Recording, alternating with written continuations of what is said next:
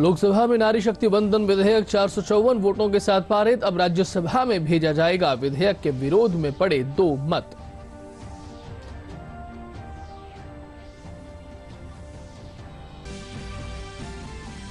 Rajasthan cabinet में हुए बड़े निर्णय। 63 प्रस्तावों पर लगी मुहर। कर्मचारियों को 9 से 18 व 27 वर्ष पर मिलेंगे पदोन्नति के वित्तीय लाभ। 200 संस्थाओं को भूमि आवंटन।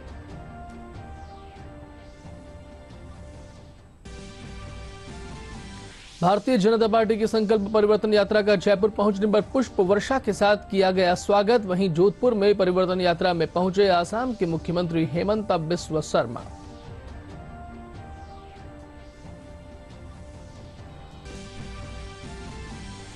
नारी शक्ति वंदन विधेयक लोकसभा से पारित होने पर दौसा से महिलाओं का दल दिल्ली रवाना। प्रधानमंत्री से मुलाकात कर जताएंगी आभार। नए संसद भवन का भी करेंगी अवलोकन।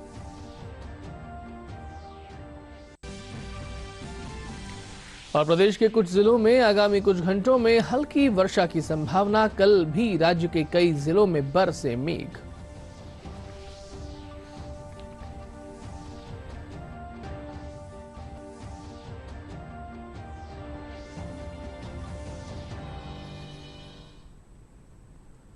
नमस्कार, दूरदर्शन समाचारों में आपका स्वागत है। सुबह के 10 बजे हैं। मैं हूं निधीश गोयल और अब समाचार विस्तार से। नारी शक्ति वंदन विधेयक लोकसभा में 454 वोट के साथ प्रस्तुत हो गया है। संसद के विशेष सत्र में इस विधेयक के विरोध में 2 मत पड़े। अब ये विधेयक राज्यसभा में भेजा जाएगा। राज्यसभा में इस विधेयक पर 2 दिन चर्चा होगी। इस विधेयक के विरोध में सिर्फ 2 मत पड़े। बुधवार शाम लगभग 7 बजे विधेयक पर चर्चा के पश्चात स्पीकर ओम बिड़ला ने वोटिंग शुरू करवाई, जिसके बाद इसे पारित कर दिया गया। नारी शक्ति वंदन विधेयक पारित होने के बाद अब राज्यसभा के पटल पर रखा जाएगा। लोकसभा में महिला आरक्षण बिल 2/3 बहुमत से पारित हो गया है। बिल के पक्ष में 454 मत पड़े, जबकि 2 सांसदों ने इसके विरोध में वोट दिया। इस विधेयक का नाम नारी शक्ति वंदन अधिनियम है। संसद की नई इमारत में कार्रवाई 19 सितंबर को गणेश चतुर्थी पर शुरू हुई और पहले ही दिन कानून मंत्री अर्जुन राम मेघवाल ने महिला आरक्षण से जुड़ा विधेयक पेश किया।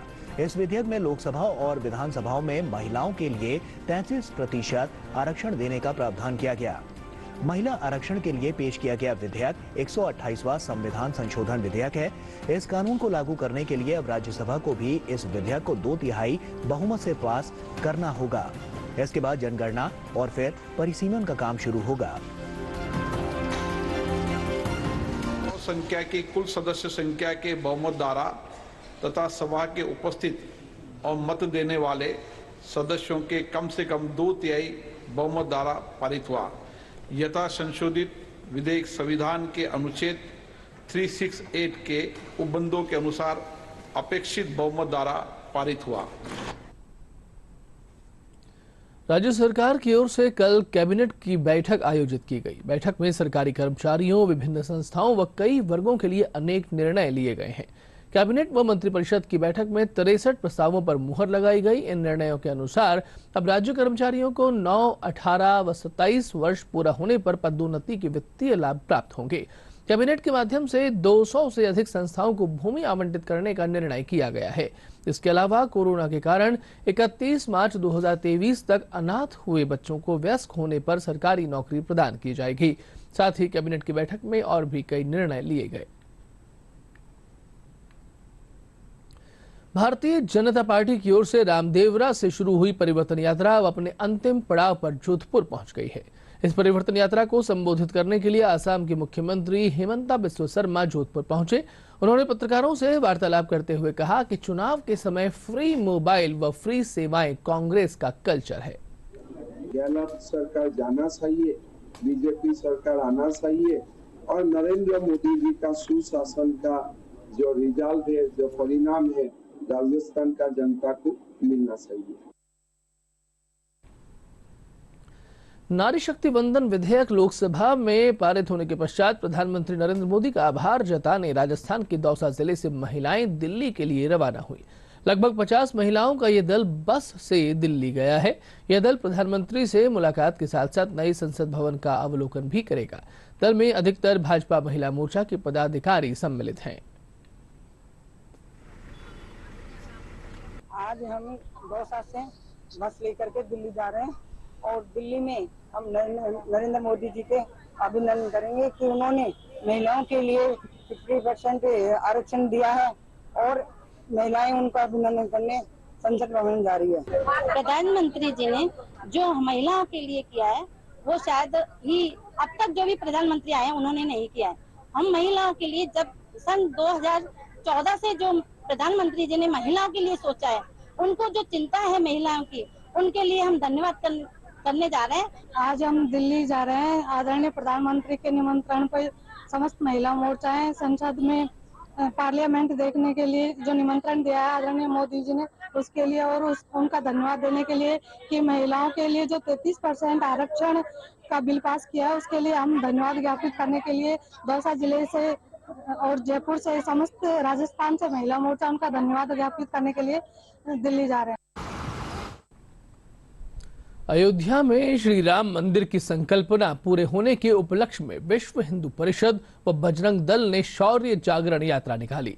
सालासर बालाजी धाम से शुरू हुई ये यात्रा भरतपुर होते हुए धौलपुर पहुंची, जहां सैपाऊ, बाड़ी व सर मथुरा में यात्रा का स्वागत किया गया। यात्रा में कार्यकर्ता हनुमान चालीसा का पाठ करते हुए चल रहे थे।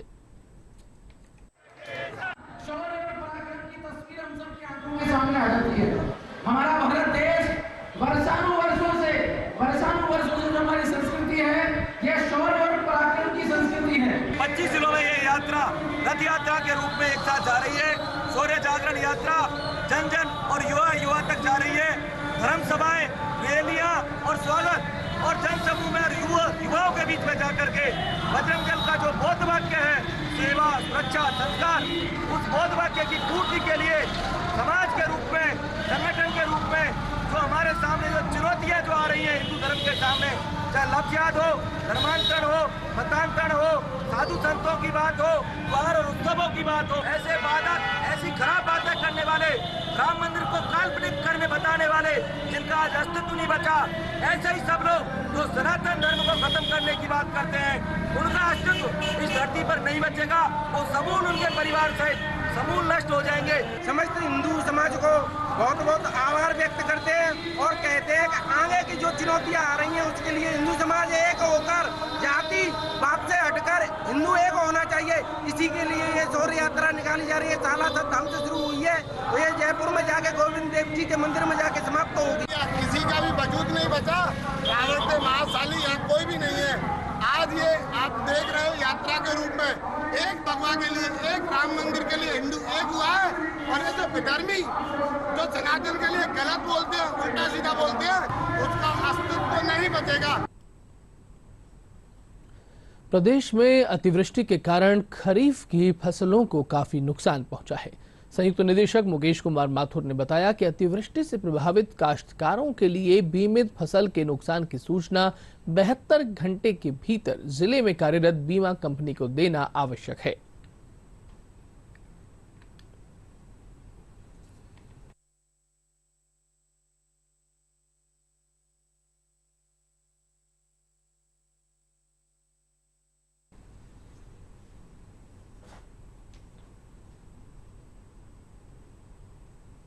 हाल ही में राजस्थान के अधिकांश क्षेत्र के अंदर बेमौसम बरसात, साइक्लोनिक रेंज, साइक्लोन के कारण फसलों को खराबा हुआ है कि जिन किसानों को बीमा कराया है फसलों का और उन फसलों में अगर कोई नुकसान दर्ज किया गया है तो वो किसान 72 घंटे में बीमा कंपनी को सूचित कर सकते हैं। बेमौसम की बरसात से हम किसानों को बहुत नुकसान हुआ है, तो हम आशा करते हैं कि इस बीमा कराने से भी हमारे को फायदा मिलेगा। जयपुर की ललित कला अकादमी में लगी भगवान श्री गणेश जी की चित्र प्रदर्शनी का समापन हो गया। आतिश्य कलित संस्थान द्वारा आयोजित इस प्रदर्शनी में लगभग 50 कलाकारों द्वारा बनाई गई भगवान श्री गणेश जी के विभिन्न रूपों को पेंटिंग्स का प्रदर्शन करके दर्शाया गया था। प्रदर्शनी आयोजक डॉक्टर रीता प्रताप ने बताया कि 3 दिवसीय इस प्रदर्शनी का समापन समारोह आयोजित किया गया, जिसमें विजेताओं को पुरस्कार प्रदान किए गए। हम लोग हर साल एग्जीबिशन लगाते हैं। इस बार पहले तो मैं अपना वन मैन शो किया करती थी गणेश पर, फिर मैंने सोचा कि मैं सभी लोगों को सम्मिलित करके ये प्रदर्शनी करूं तो ज़्यादा विस्तार से और ज़्यादा अच्छी होगी। तो इस तरह से मैंने अब ये प्रदर्शनी शुरू की। तो ये 3rd नेशनल एग्जीबिशन है हमारी गणेश की, और इसमें हमारे पास 99 पेंटिंग्स हैं 50 आर्टिस्ट की।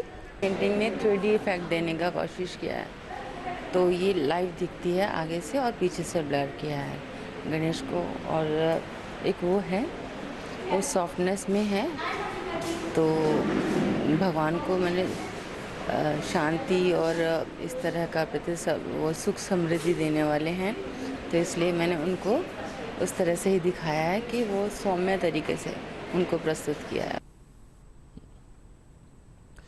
जयपुर के मोतीडूंगरी श्री गणेश मंदिर से भगवान श्री गणेश जी की भव्य शोभा यात्रा निकाली गई।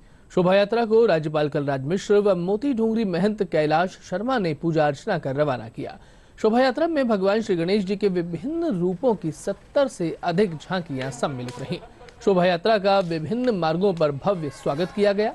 शोभा यात्रा में चंद्रयान 3 की झांकी आकर्षण का केंद्र रही। इस दौरान सुरक्षा व यातायात के भी विशेष प्रबंध किए गए।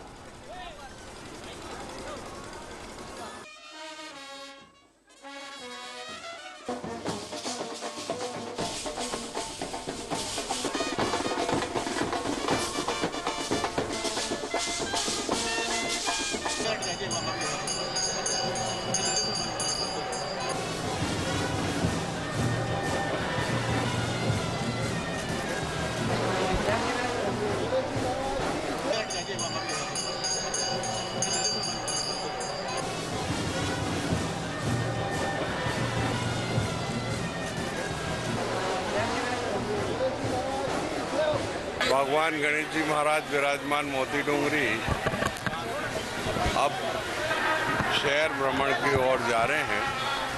यात्रा का शुभारंभ महामहिम राज्यपाल कलराज मिश्र जी ने किया है और अब थोड़ी देर बाद ही इस सुंदर रथ पर बैठ के भगवान जयपुर भ्रमण की ओर जाएंगे। इसमें 76 झांकियाँ हैं।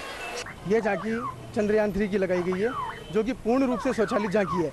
इस झांकी में हनुमान जी का आशीर्वाद है भारत के वैज्ञानिकों को, जो उन्होंने इतना सराहनीय कार्य किया है। ये झांकी बनाने में 1 महीने का समय लगा है। यह कलकत्ता के कारीगरों द्वारा बनाई गई है, जो कि पूर्ण रूप से स्वचालित झांकी है। बात करें मौसम की, तो मौसम विज्ञान केंद्र जयपुर ने जयपुर, अलवर व झुंझुनू में आगामी कुछ घंटों में मेघ गर्जन के साथ हल्की वर्षा होने की संभावना व्यक्त की है। बुधवार को भी राजधानी जयपुर सहित प्रदेश के अनेक जिलों में बारिश दर्ज की गई। चंबल नदी में भी पानी की आवक बनी हुई है, जिससे चंबल नदी के जलस्तर में निरंतर वृद्धि हो रही है।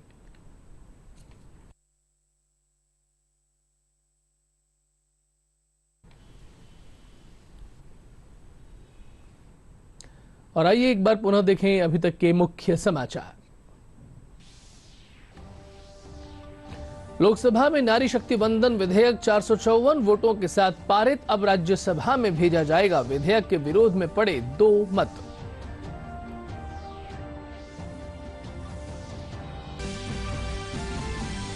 राजस्थान कैबिनेट में हुए बड़े निर्णय। 63 प्रस्तावों पर लगी मुहर। कर्मचारियों को 9, 18 व 27 वर्ष पर मिलेंगे पदोन्नति के वित्तीय लाभ। 200 संस्थाओं को भूमि आवंटन।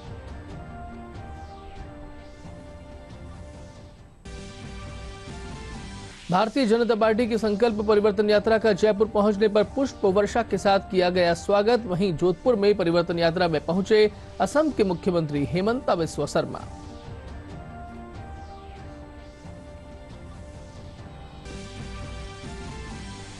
नारी शक्ति वंदन विधेयक लोकसभा से पारित होने पर दौसा से महिलाओं का दल हुआ दिल्ली रवाना। प्रधानमंत्री से भेंटवार्ता कर जताएंगी आभार। नए संसद भवन का भी करेंगी अवलोकन।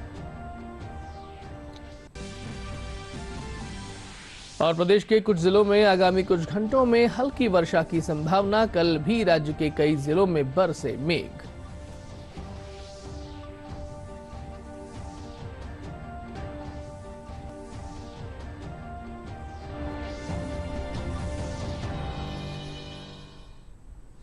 दूरदर्शन समाचारों में अभी तक के लिए इतना ही। अनुमति दीजिए। नमस्कार।